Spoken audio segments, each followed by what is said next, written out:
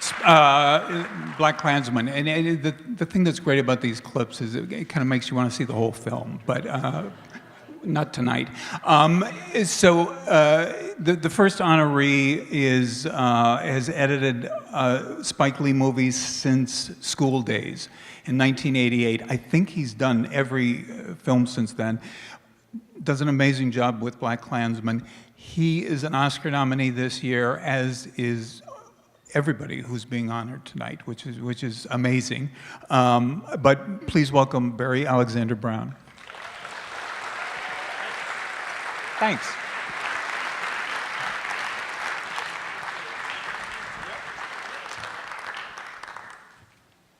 I haven't cut all of them. No. No. Many.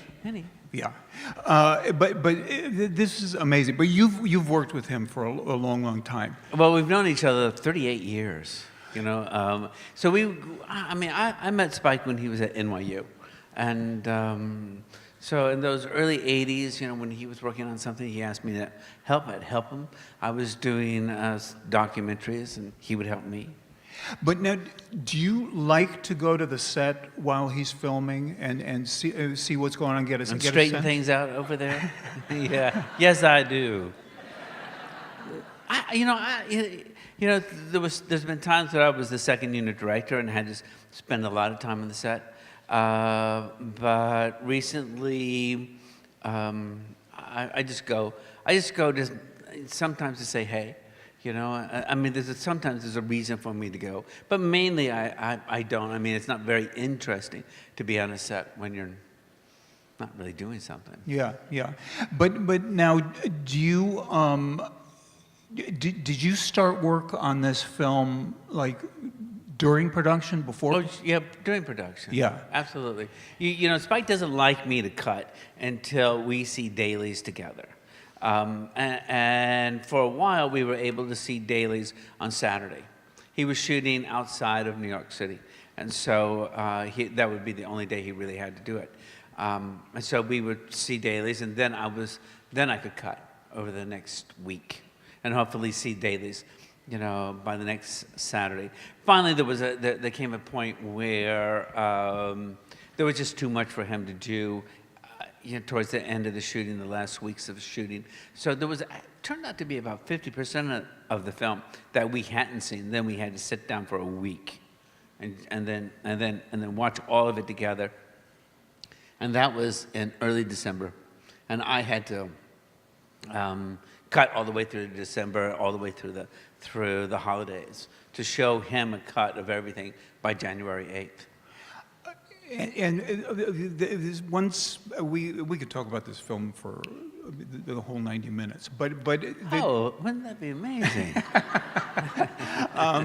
But there's a sequence. I mean, this is not a spoiler, but toward the end, when Harry Belafonte is talking to a group, and you cut between Harry Belafonte and the protagonist Ron. Yeah, I mean, there's a lot going on in that scene. Yeah, it's a sequence in which Harry Belafonte plays a person who relates being a witness to this horrible crime, a lynching to some extent, in 1950 in Waco, Texas. And as Harry recounts this story, it intercuts with the Klan on the other side of town inducting their new members. And so we're going back and forth, and finally we build into this place where the Klan is watching Birth of a Nation, as Harry talks about how Birth of a Nation had an impact on that crime in 1915, that it had stirred people up, that had brought the Klan back. And you see it in fact that the Klan in the early 70s are reacting just as fervently. And finally, you know, I was able to play a lot between these two pieces with the intent of trying to make them one emotionally. Mm-hmm. They almost have to become one story. But also there is a lot of sequences of Ron on the phone, because, I mean, that's one of the things, because he's talking to various Klan people, telling them he's white. But when you cut, I mean, I think a novice editor, you show him on his line, him on his line, him on his line, blah, blah. But you did a much more interesting, Well, complex finally, you know, I cutting. was cutting, and I thought, man, there's a lot of phone calls in this movie. You know, and then one day I tried something, you know, and hoped that Spike would like it, which is the scene in which the local clan, the head of the local clan, tells Ron over the phone, "You need to head this clan. I'm going to step back, and you need to help." You know, and I just, as he's talking, I just bring him on. As we see Ron, I just move Ron over a little bit, and the head of the clan over. And then from that point, Spike loved it like that. And so it was then after that, we used that device more and more, including a diagonal split, especially, and I think that worked beautifully at the very end of the film.